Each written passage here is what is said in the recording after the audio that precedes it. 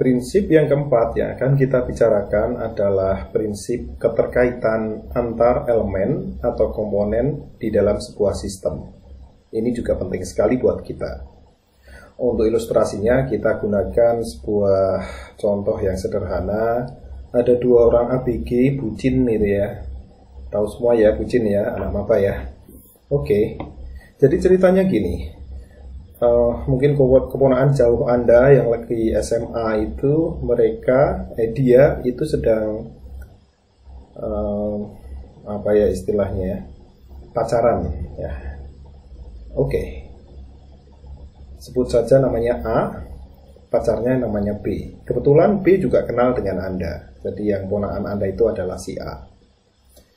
Pacaran zaman sekarang tentunya menggunakan sosmed, apalagi mereka LDR. Yang satu di Jogja, satu di Bantul, jauh banget. Oke. Pakai sosial media komunikasinya. Saat awal-awal banget mereka jadian, tentunya semuanya menggebu-gebu, semangat. Dan kalau dilihat indikatornya, kita bisa amati dari berapa banyak jumlah mention di Twitternya. Apa aja di mention? Pagi-pagi, selamat pagi, sudah sarapan belum? Nah, misalnya gitu kan ya. Oke. Siang dikit, udah mandi belum? Agak lebih siang lagi, sudah nyuci motor belum? Oh, itu mama sih ya, bukan pacar kalau kayak gitu ya. Oke, anyway. Kira-kira seperti itu.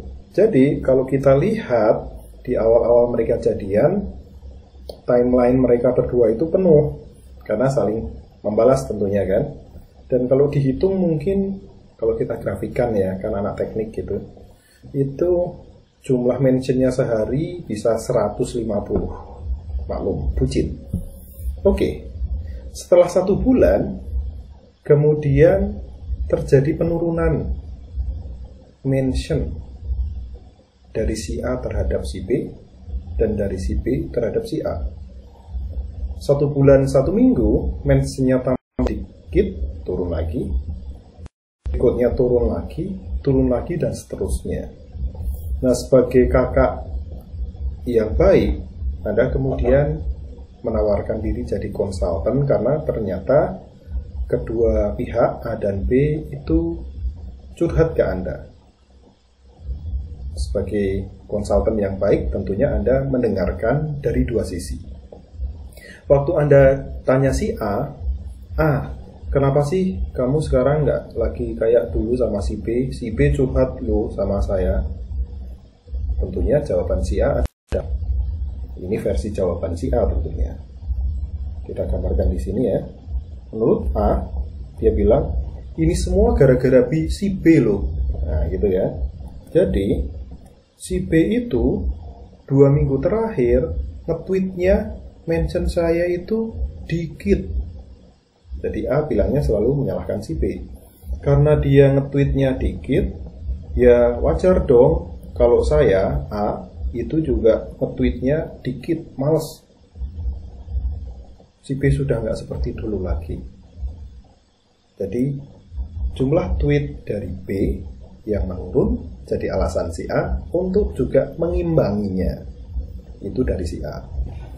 Sebagai kakak dan konsultan yang baik, cover both sides dong, iya kan? Cover both, kira-kira seperti ini. Tanya pada si B, kenapa sih kalian merenggang? Jawabannya tentu kebalikannya. Ini semua gara-gara si A. Kalau kakak amati ya, lihat di timeline, A itu sejak 2 minggu yang lalu, jadi kira-kira sama ya, bareng ya, itu tweetnya turun. Makin jarang saya mention aku. Jadi wajar dong kalau dia nurunin, aku juga nggak maulah banyak-banyak. Ngapain juga menurunkan jumlah tweetnya. Kira-kira seperti itu. Nah, sebagai konsultan yang baik, Anda sudah melakukan satu tahap yang benar, cover both sides, melihat versi si A, melihat versi si B, kemudian Anda menggunakan sistem thinking. yaitu mencoba melihat keterkaitan. Kalau si A, sebenarnya yang sedang dia ceritakan itu adalah part of the problem, bagian dari problemnya. Si A itu berpikir parsial, yaitu gara-gara si B, maka aku si A melakukan ini. Si B juga melakukan hal yang sama. Dia berpikir parsial, gara-gara si A, aku si B jadi kayak gini. Sepanjang mereka berdua masih berpikir parsial, maka apa yang terjadi? Masalah tidak akan bisa diselesaikan dengan baik.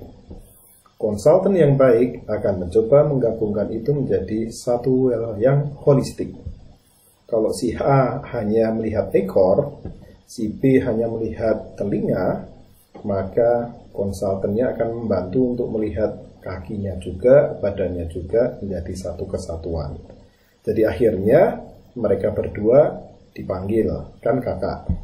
Kemudian Anda tunjukkan, lu A kayak gini, ngomongnya kan? Oh. B kamu ngomongnya kayak gini kan? Oh. Terus Anda bilang, sebenarnya yang terjadi bukan versi si A, bukan versi si B. Jadi kayak apa? Yang terjadi adalah gabungan dari dua hal tersebut, yaitu karena Anda anak teknik, udah belajar dinamika sistem, nanti misalnya Anda gambarkan di depan mereka. Nih yang terjadi kayak gini, versi si B. Kamu A, itu jadi mas gara-gara penyebab, gara-gara lu nurunin tweet lu, maka si B juga nurunin tweetnya dong, gitu. Si B bener semangat banget, iya bener kak, memang itu yang terjadi. Tapi kemudian Anda bilang lebih lanjut, tapi itu baru ceritanya yang sebagian. Cerita sebagian yang lain apa? Gara-gara si B, si A juga turun. Nah, inilah yang terjadi sesungguhnya. Cerita lengkapnya adalah siklus seperti ini. Dan kalau udah belajar sistem dinamik, Anda akan tahu bahwa ini yang disebut sebagai siklus vicious, yang artinya adalah downward spiral, atau kondisi yang turun terus-menerus. Dan kalau ini terjadi terus-menerus dan tidak diselesaikan, maka kira-kira kalau digrafikkan, kalau udah belajar sistem dinamik ya, kira-kira kayak gini nih loh, hubungan tingkat kalian berdua itu diberi skor, kasih di Y, kemudian waktu itu di X, maka ini ingat nggak kamu lagi jadian? Oh, habis itu tweetnya turun, iya benar, habis itu turun lagi, benar kan? Sekarang kita posisinya di sini. Tidak susah untuk kemudian melihat kira-kira tren kedepannya kayak apa. Kalau ini kita lanjutkan, kira-kira dalam waktu 1,5 minggu lagi terjadi LGE. Apa LGE? Lu, gue, N. Kira-kira gitu. Nah, ini cerita lengkapnya kayak gitu. Anda katakan seperti itu pada keduanya. Nah, setelah menemukan kondisi yang lengkap dari cerita parsial-parsial tadi, maka kita akan bisa masuk sebagai konsultan ke step berikutnya untuk memberikan rekomendasi solusinya. Untuk solusinya kita nggak akan bahas di sini, kita bahas di kuliah dinamika sistem aja ya, di sana menarik. Yang ingin di highlight di sini adalah bahwa inilah yang disebut sebagai berpikir holistik dengan melihat keterkaitan. Di mana keterkaitannya? Keterkaitannya direfleksikan oleh panah dua ini. Oke, B, perilaku B menyebabkan perilaku A menyebabkan B, dan kalau kondisinya sudah seperti ini, kita sudah nggak bisa lihat lagi mana yang ayam, mana yang telur, tidak bisa saling menyalahkan. Tapi kalau didiamkan, kira-kira kurvanya bisa seperti ini. Ini kalau dijadikan matematika akan muncul A, E pangkat minus E, T, dan seterusnya. Eksponensial terbalik. Kira-kira begitu. Jadi sistem thinking itu sangat berguna ternyata ya, bahkan untuk urusan ini penting atau remeh-temeh terserah kepada Anda melihatnya. Kira-kira seperti ini kita bisa gunakan untuk hal-hal yang sehari-hari yang kita lihat. Buat kalian yang melihat ini sebagai hal yang remeh-temeh, sistem thinking ternyata hanya dipakai buat bucin seperti ini, kita akan masuk ke slide berikutnya, bahwa ternyata prinsip yang sederhana seperti ini juga berlaku dan kaitannya dengan nyawa satu planet kita, planet Bumi. Sekian tahun yang lalu, saat masih ada yang namanya Uni Soviet, dunia ini hampir masuk ke perang dunia ketiga. Dan dipastikan kalau terjadi perang yang ketiga ini, dunia ketiga ini, mungkin habis buminya. Karena masing-masing punya senjata yang mengerikan, namanya adalah nuklir. Nah, pada saat itu, untungnya tidak terjadi. Tetapi dalam periode waktu yang cukup lama, terjadi yang namanya perang dingin. Kenapa disebut perang dingin? Ya karena perangnya diam-diaman. Tidak ada perang yang sesungguhnya berhadapan-hadapan, tembak-tembakan antara Uni Soviet dengan Amerika, tidak terjadi. Tetapi di balik layar, kedua pihak itu bergerak, punya proksi kira-kira seperti itu. Plus satu lagi, mereka menimbun senjata yang mengerikan sekali yang namanya yang disebut sebagai nuklir. Terjadilah perlombaan senjata atau arms race yang sangat mengerikan. Nah, kalau kita sebagai konsultan pihak ketiga yang netral ingin mendamaikan antara dua negara, ini bukan bucin ya, kita bicara negara nih, dua negara ini, maka jawaban mereka persis dengan dua bucin di slide sebelumnya. Kalau kita tanya kita tanya Amerika, kenapa kalian menimbun sedemikian banyak senjata nuklir yang mengerikan itu? Jawabannya persis bucin tadi, yaitu ini semua gara-gara Uni Soviet.